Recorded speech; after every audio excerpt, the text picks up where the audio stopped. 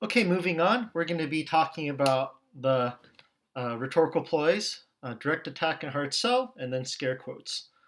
So, direct attack and hard sell. An attempt to persuade someone that P is true, or that, for example, that something is bad, by repeating P often very loudly and persistently.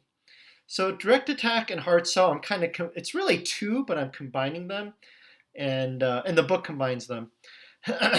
and the first part, direct attack, is about the often very loudly and persistently. It's the loudly part.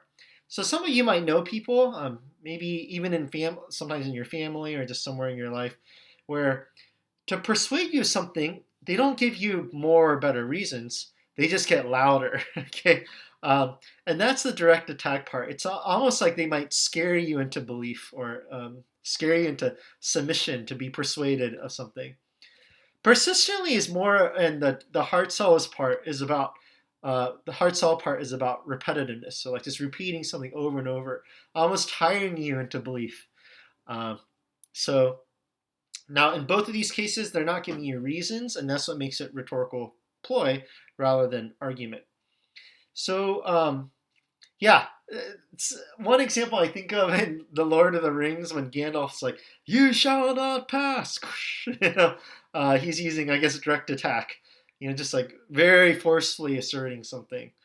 Um, Direct attack and hard sell together, you often see these in protests.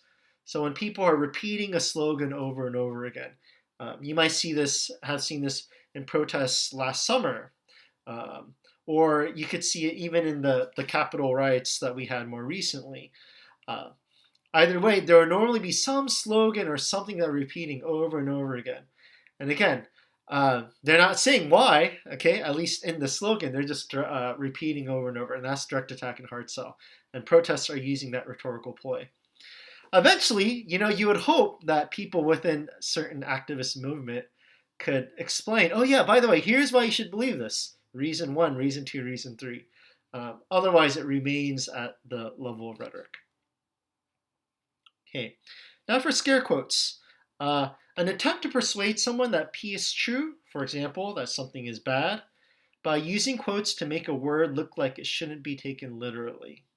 Okay, so in the book has a nice example where somebody says they're referring to immigrants and they talk about, oh yeah, the asylum seekers, and they use quotes. The asylum seekers that are economic migrants seeking safe haven. And when they say this, they kind of make it sound as if they're not really asylum seekers, someone seeking refuge from a difficult and dangerous situation. Okay, so by using the quotes, they're kind of hinting, by the way, don't take this seriously what they're saying.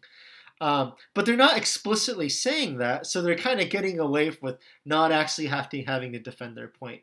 And so that's why using the quotes like this makes it a rhetorical ploy.